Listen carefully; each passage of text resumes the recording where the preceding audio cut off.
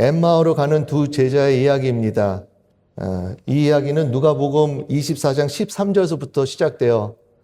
그런데 우리는 28절서부터 35절까지 읽었습니다. 그 이야기를 간단히 요약하면 예수님께서 십자가에서 돌아가셨죠. 그리고 제3일이 됐어요. 예수님께서 부활하셨는데 그런데 제자들이 그 부활하신 예수님을 보지 못하고 그 소식만 듣습니다. 그들이 실망에 빠져요. 그러면서 낙심이 되는 그 제자들의 모습을 우리가 볼 수 있습니다. 그 중에서 이제 두 제자가 너무 실망하고 너무 낙심한 나머지 엠마오로 내려가고 있었어요. 그 내려가는 도중에 예수님께서 그들을 찾으시고 그들과 같이 동행하시면서 나중에는 그들이 예수님을 알아보고 그리고 기쁨으로 그 예루살렘으로 다시 돌아오는 것을 보게 되는 것이에요. 저는 이 본문을 묵상하면서 인생의 내리막길에서 가장 필요한 것이 무엇일까 생각해 봤어요. 내가 힘들고 지치고 포기하고 싶을 때 가장 필요한 것은 아마도 터닝 포인트 아닙니까? 우리의 삶에서 내려가는 순간에 낙심되고 포기하고 싶고 모든 것이 끝난 것처럼 느껴질 때 그런 곳에서 우리가 다시 나와야죠. 다시 돌아서야 되는 것입니다. 그런데 하나님께서 오늘 말씀을 통해서 보게 되면 하나님께서 이렇게 우리에게 터닝 포인트를 주시지 않나라는 생각이 들어요. 예수 그리스도를 통해서 성령님을 통해서 우리의 삶을 바꾸시는 것이죠. 그 방향을 바꾸시는 그 하나님의 역사를 오늘 볼 수 있는 것입니다. 오늘 본문에서 두 제자가 바로 그 터닝 포인트를 경험했어요. 그들은 낙심한 채 예루살렘을 떠나서 엠마오로 내려가고 있었습니다. 그런데 부활하신 예수님께서 그들을 찾아오시고 결국 그들은 다시 예루살렘으로 올라가는 것을 봐요. 내려갔던 인생이 다시 방향을 바꾸는 순간이죠. 오늘 말씀을 통해 두 제자가 어떻게 터닝 포인트를 경험했는지 그리고 그 경험이 우리의 삶에 어떻게 적용되는지 함께 살펴보겠습니다. 먼저 이 슬라이드를 보시면 구원을 오해하면 낙심될 수뿐이 없어요. 구원을 오해하면 낙심됩니다. 하나님께서 그 구원하시는 그 일을 우리가 이해하지 못하거나 그것을 오해하면 우리는 지칠 수뿐이 없는 것이죠. 오늘 본문 누가복음 24장 21절을 보니까요. 우리는 이 사람이 이스라엘을 속량할 자라고 바랐노라. 이뿐 아니라 이 일이 일어난 지가 사흘째라. 3일째가 됐는데 아무 일도 안 일어나는 것처럼 보이고 그리고 지금 제자들이 이 두 제자가 낙심하면서 엠마오 길을 가면서 예수님을 알아보지 못했어요. 그래서 예수님께 이런 얘기를 하는 거죠. 우리는 그분이 이스라엘을 속량할 자라고 그렇게 바랐노라. 여기 이스라엘을 속량한다는 것은 정치적인 해방 아닙니까? 이때 당시에 이스라엘이 로마 제국의 압제를 당하고 있었잖아요. 그래서 그들은 그리스도를 기다려도 정치적인 그리스도를 기다렸던 것이죠. 그래서 이 제자들이 아무 일이 일어나지 않고 예수님이 십자가에서 죽으시는 것을 보면서 그것을 오해한 것입니다. 그러면서 그들은 십자가를 바라보면서 실패다, 끝이다 라고 하고 낙심하는 것이에요. 그런데 우리는 다 잘 알지 않습니까? 하나님은 그거보다 더 큰 문제를 해결하기 위해서 예수님을 보내셨잖아요. 그것은 죄의 문제입니다. 어떠한 인간도 그 죄를 해결할 수 없었기 때문에 하나님께서 예수 그리스도를 세상에 보내지 않으셨습니까? 그래서 예수님께서 십자가에서 죽으심으로 우리의 죄가 사함을 받잖아요. 그것을 제대로 보지 못한 것이죠. 그 제자들은 이런 하나님의 구원을 이해하지 못하고 그것을 마치 실패다, 끝났다 라고 하면서 낙심하고 있었던 것이. 그래서 그들은 낙심되면서 어떻게 합니까? 예루살렘을 떠나요. 그리고 엠마오의 길로 내려가고 있는 것입니다. 그 두 사람이 벽돌을 쌓고 있었어요. 한 사람에게 물어봤습니다. 무슨 일을 하고 있습니까? 나는 하나님의 성전을 짓고 있습니다. 또 다른 사람에게 물어봤습니다. 무슨 일을 하고 있습니까? 먹고 살려고 벽돌을 쌓고 있습니다. 같은 일을 하고 있지만 보는 것이 달라요. 여기서 누가 더 지칠까요? 누가 더 피곤해졌을까요? 다 아시죠? 예? 성전을 보지 못하는 사람은 지칠 수밖에 없습니다. 그 험한 일을 하고 있었잖아요. 그가 성전을 보지 못하고 자기가 하는 그것이 하나님께 영광을 돌리지 못하는 것을 못 볼 때, 오해할 때 지칠 수밖에 없는 것이죠. 엠마오의 두 제자가 하나님의 구원을 제대로 보지 못했습니다. 하나님께서 십자가를 통해 이루실 구원을 오히려 그들은 오해했어요. 그들은 잘못 이해했어요. 그래서 낙심하고 떠나고 무너진 것입니다. 성도님 여러분, 우리의 문제는 어려운 상황이 아니에요. 어떻게 보면 정말 우리 삶에 문제들이 많이 일어나지만 그 문제 해결하는 것보다 더 중요한 건 뭐냐면요. 그런 상황을 어떻게 바라보고 어떻게 이해하고 어떻게 해석하느냐에 있는 것입니다.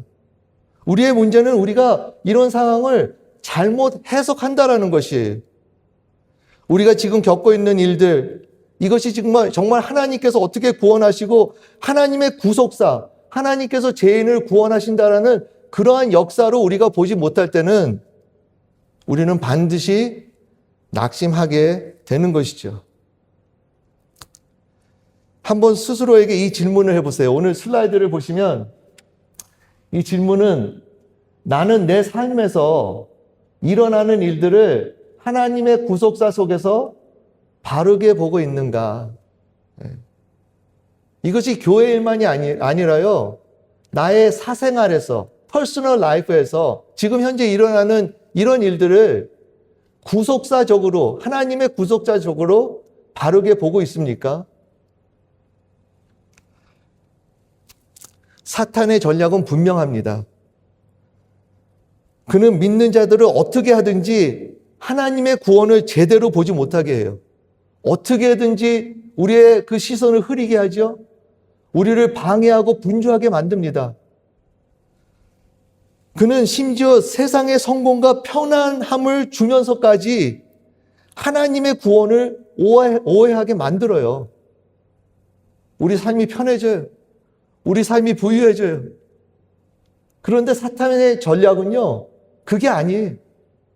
그는 그런 상황을 통해서 어떻게든지 우리를 보지 못하게 하고 이해하지 못하게 하고 하나님의 구속사를 오해하게 만드는 것입니다. 그 결과는 뭐예요? 낙심하고 포기하잖아요. 예? 그게 그의 전략이에요. 무서운 전략입니다. 그래서 우리가 깨어있지 않으면 안 되고요. 우리가 이럴 때일수록 정말 정신 바짝 차려야 되고요. 그리고 정말 우리가 여기에서 하나님의 구속사를 봐야 되고 특별히 그 십자가를 바라봐야 되는 것입니다.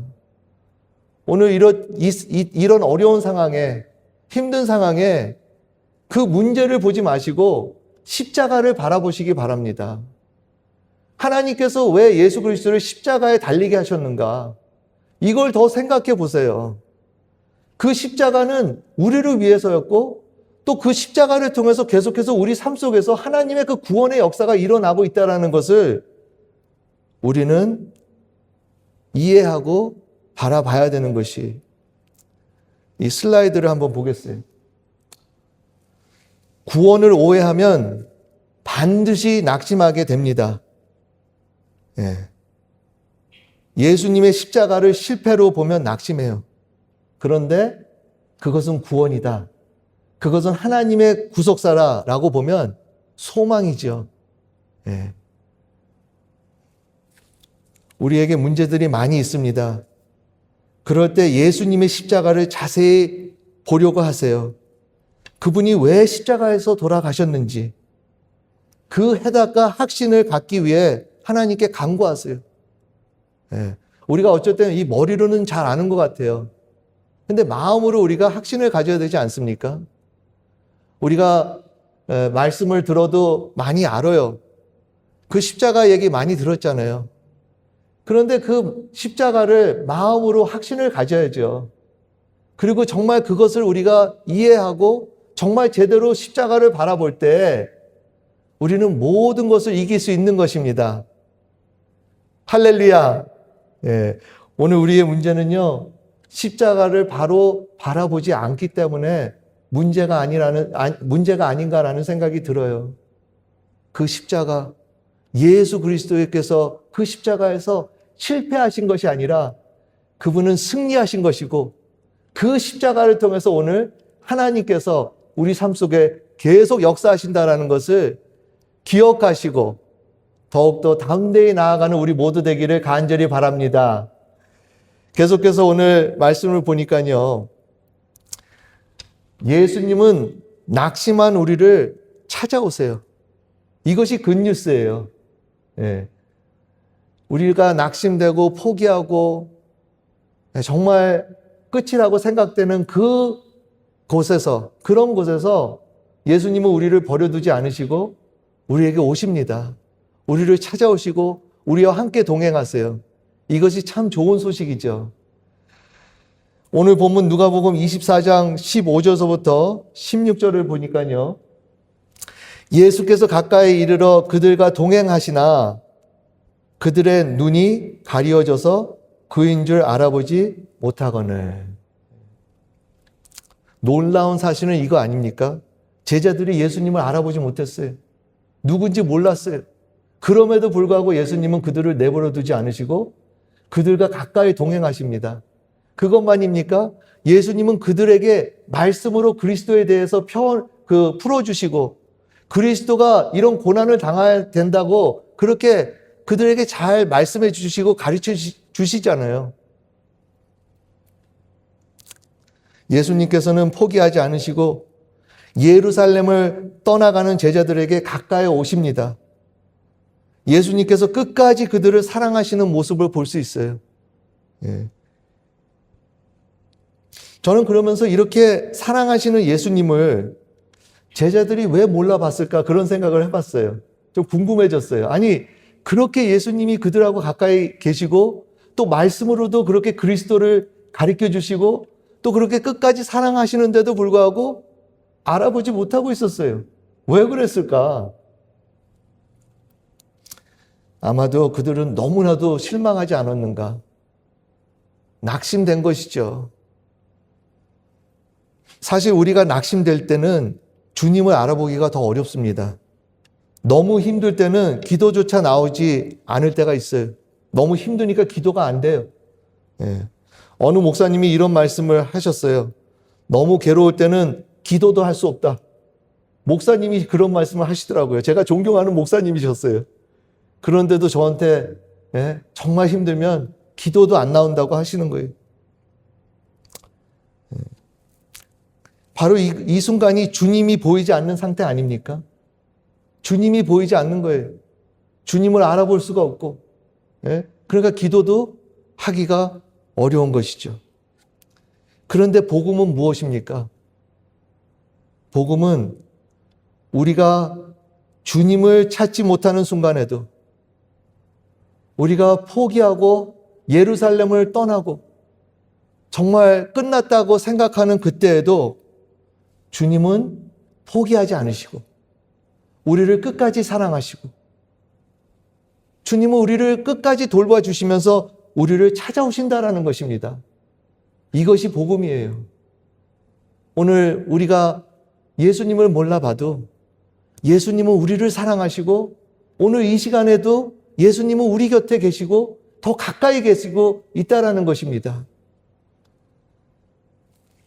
우리가 낙심할 때 예수님은 성령님으로 오시고 말씀으로 우리에게 가까이 오세요. 성령님으로 우리의 마음을 어루만지시고 말씀으로 우리를 깨닫게 하시고 또 예수님은 성령님과 말씀으로 우리에게 새 힘을 부어주시고 그리고 일으켜 주시는 것입니다. 누가복음 24장 32절을 보겠어요. 이제 이 제자들이 눈이 떠져서 예수님을 알아보니까 예수님께서 그 자리에서 사라지시지 않습니까? 그러면서 그들이 예수님하고 동행한 얘기를 이렇게 말하고 있습니다. 그들이 서로 말하되 길에서 우리에게 말씀하시고 우리에게 성경을 풀어주실 때에 우리 속에서 마음이 뜨겁지 아니하더냐 하고, 그 엠마오의 길을 가는 도중에 예수님을 알아보지도 못했는데 예수님께서 그들하고 가까이 계시니까, 그들하고 함께 동행하시면서 그들에게 말씀을 하니까 그 말씀은 그냥 말씀이 아니고 그 말씀이 그들의 마음을 뜨겁게 하고 그들의 마음을 움직이고 그들에게 힘을 주고 소망을 줬다라는 거 아닙니까? 우리가 그것을 느꼈다. 예수님이 가까이 계시니까, 예수님을 알아보지도 못했는데도, 예수님이 가까이 있는 것을 보지 못했는데도, 깨닫지 못했는데도, 그럼에도 불구하고 예수님께서 그들과 함께 하시고 그들에게 말씀을 하시니까 그 말씀이 그들의 마음을 뜨겁게 움직였다라고 고백하는 것입니다. 예수님께서 가까이 다가오셔서 말씀을 하시니까 그 말씀이 제자들의 마음을 움직이고 다시 살아나게 만들었다는 것이죠. 전에는 그냥 말씀이었으면, 말씀을 읽어도 별로 의미가 없었으면, 이제는 그 말씀이 마음을 감동시키고 그 상처와 아픔을 회복하는 것입니다. 우리가 언제 말씀을 깊게 받아들입니까? 신기하게도 우리가 가장 힘들 때 말씀이 더 깊어지지 않습니까? 제 자신을 보더라도 그런 것 같아요. 예수님은 보이지 않지만, 예수님을 알아보진 못하지만 이상하게 말씀이 더 깊어지더라고요. 그리고 전에는 깨달지 못했던 그 말씀들이 그 힘든 상황에, 그 낙심되는 시간에 깨달아지지 않습니까? 아, 이게 이런 뜻이었구나. 아, 정말 이 말씀이 이런 말씀이구나 하고 이상하게 삶이 잘 되고 형통할 때가 아니라 더 어렵고 힘들고 낙심될 때 신기하게도 그 말씀이 깊어지는 것 같아요. 우리 성도님 여러분들 그런 거 경험하지 않았습니까? 내가 힘들고 어려울 때, 내가 낙심될 때, 그때 오히려 더 마음은 가난해지고 더 부드러워지고, 예? 그 말씀, 똑같은 말씀을 듣는데도 왠지 마음이 뜨거워지고 어쩔 땐 눈물까지 나지 않습니까?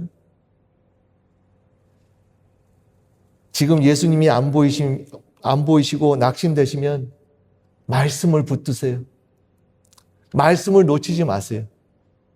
힘드십니까? 낙심되십니까?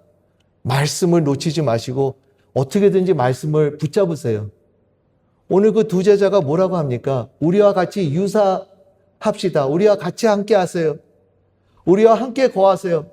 하면서 그 예수님을 붙잡는 모습을 보지 않습니까? 그것이 그냥 그 날이 저물어서만이 아니에요. 그들은 그 말씀을 들으면서 말씀이 뜨거워지니까 거기에서 멈추지 않고 그 말씀을 붙든 것입니다. 그래서 그 말씀을 통해서 예수님과 더욱더 교제의 시간을 가진 거잖아요.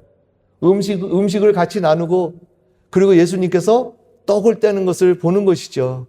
마찬가지로 오늘 힘드실 때, 어려울 때, 낙심될 때 말씀 붙잡으세요.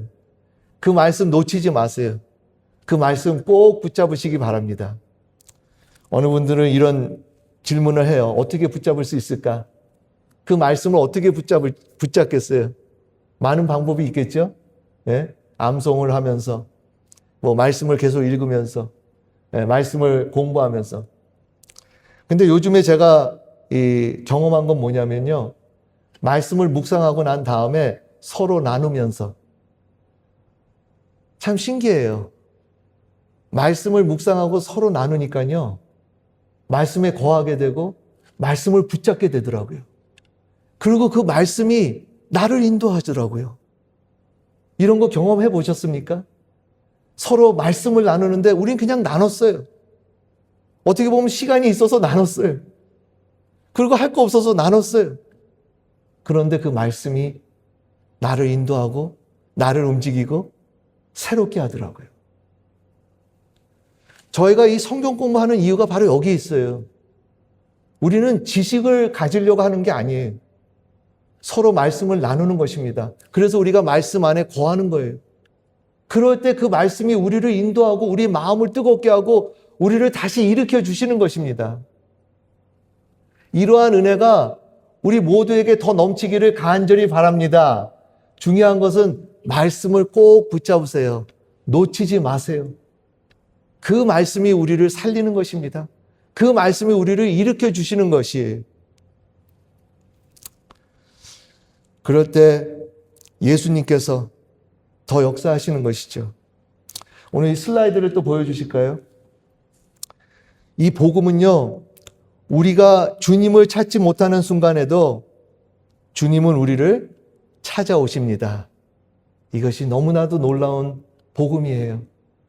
예, 오늘 이 시간도 주님은 우리를 찾으시고 그분은 우리를 사랑하시고 우리에게 가까이 오십니다. 믿음으로 고백하셔서 그분을 만나고 다시 일어나시는 우리 모두 되기를 간절히 바랍니다. 지금 이 시간도 그 옆에 성령님이 계시고요. 그 안에 성도님 한 분 한 분 그 마음에 성령 하나님께서 함께 계세요. 잊지 마세요. 그분이 함께 계십니다. 그리고 이럴 때 더 말씀 붙잡고 말씀을 놓치지 말기 바랍니다.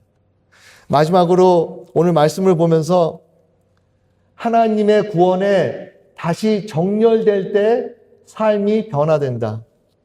참 회복은요, 그냥 상황이 바뀌는 것이 아니에요.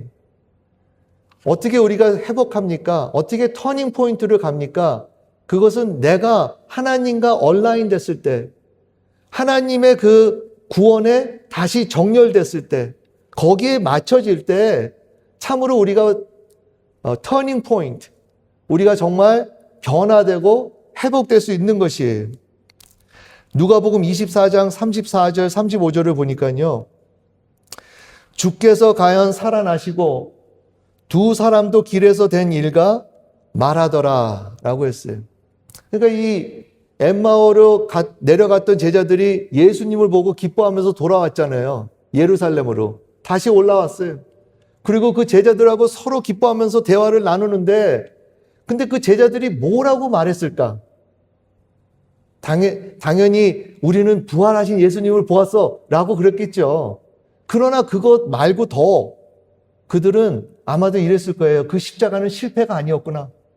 그 십자가는 하나님께서 구원하시려고 하는 계획이었어.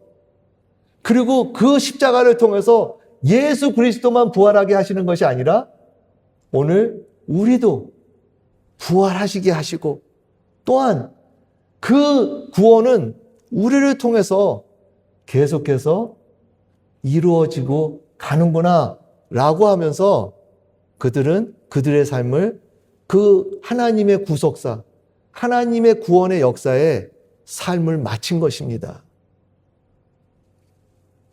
핵심은 이것이에요. 상황은 그대로인데 삶의 방향이 바뀌었어요. 환경은 그대로인데 해석이 바뀌었어요. 잘못 이해했던 것을 이제 제대로 이해하는 것이에요. 삶이 완전히 달라졌습니다. 왜입니까? 제자들은 하나님의 구원에 다시 정렬되었기 때문이에요. 거기에 맞춰졌기 때문에. 어떤 사람이 직장에서 일을 하면서 막 불평하면서 이런 말을 해요. 왜 내가 이 일을 해야 하지? 의미를 찾지 못하고 있었어요. 그런데 어느 날 말씀을 통해서 깨달습니다. 하나님께서 나를 이곳에서 두셨구나. 하나님께서 이 자리에서도 일하고 계시는구나. 그 깨달음이 왔대요. 그 순간부터 불평하던 자리가 감사의 자리로 바뀌고 의미 없던 일이 의미 있는 삶으로 바뀌었습니다. 환경은 그대로인데 삶이 완전히 달라졌어요. 성도님 여러분, 하나님께서 지금도 여러분의 삶 속에서 구원의 역사를 이루시고 계십니다. 믿으시기 바랍니다. 하나님께서 여러분들을 사랑하시고 여러분들의 삶을 통해서 그 구원의 일을 계속 하고 계시다라는 거예요. 여러분이 있는 자리는 우연이 아니에요. 이유가 있고 특히 하나님의 목적이 있는 자리입니다. 그 사실을 깨닫고 하나님의 구원의 삶을 다시 맞추시기 바랍니다. 그럴 때 우리가 터닝 포인트가 되는 것이고요. 그럴 때 우리가 새롭게 일어날 수 있는 것이에요. 저도 지난 주일 그 성경 공부와 이번 주 말씀 묵상 그 영상을 만들면서 이 하나님의 구속사로 보는 시각이 얼마나 중요한지 다시 깨달았습니다. 정말 저도 어쩔 때는 분주하다 보면 또 제 중심으로 살 때가 있는 것 같아요. 그러면서 하나님의 구속사에 내 삶을 마치지 않으니까 모든 것이 이해가 안 되는 것이죠. 지난 그 성경 공부 기억나십니까? 그 성경 공부 이야기가 그 아브라함 종이 먼 길을 떠나가지고 이삭을 위해서 리브가를 찾아서 그 아내를 찾아주는 이야기잖아요. 근데 그 이야기가 왜 이렇게 깁니까?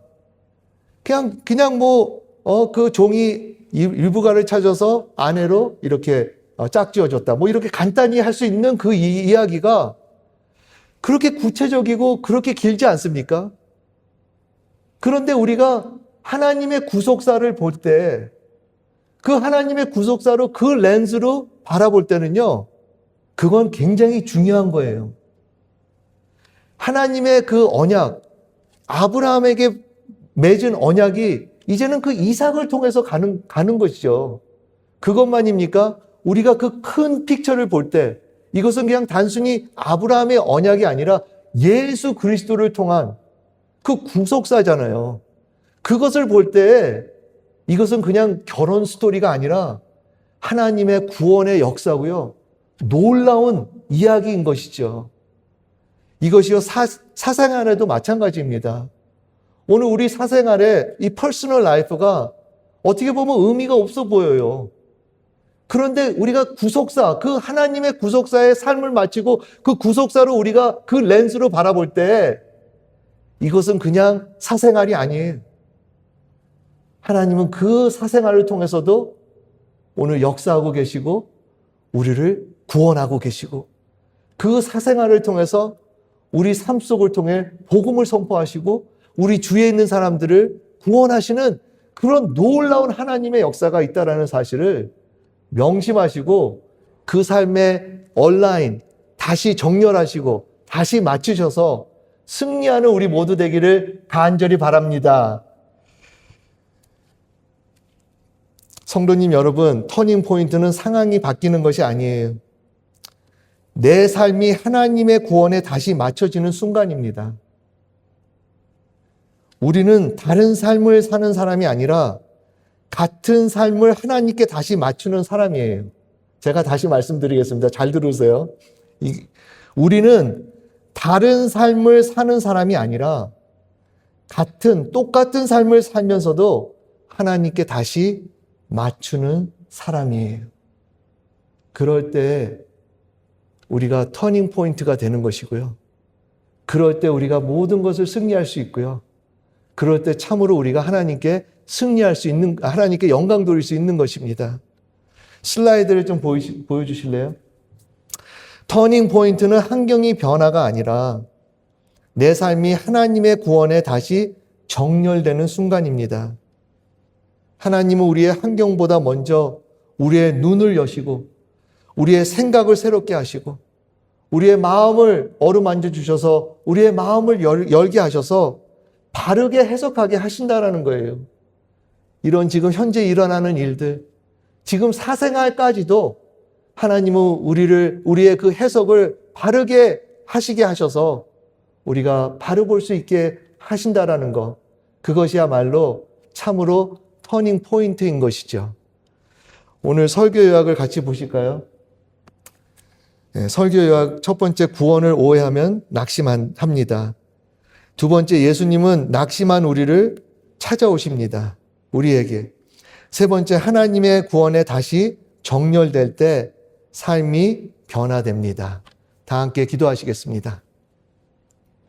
하나님 아버지, 오늘 이 말씀을 통해서 우리를 다시 일깨워 주심을 감사합니다. 어쩔 땐 저희가 정말 너무 몰라서 그냥 문제만 해결해 달라고 했지, 하나님의 구속사를 제대로 보게 해달라고 간구하지 않았던 것을 아버지께 고백합니다. 아버지, 저희를 불쌍히 여겨 주시옵시고 우리의 영의 눈을 뜨게 하여 주시옵시사 그 그리스도의 십자가를 제대로 바라보면서 모든 것을 바로 해석하는 저희가 되게 하여 주시옵소서. 그러함으로 하나님의 구속사에 다시 정렬되어서 이 모든 상황을 우연히 받아들이는 것이 아니라 믿음으로 받아들이고 하나님께 참으로 영광을 돌리는 저희 모두 될 수 있도록 축복하여 주시옵소서. 예수 그리스도 이름으로 기도드립니다. 아멘.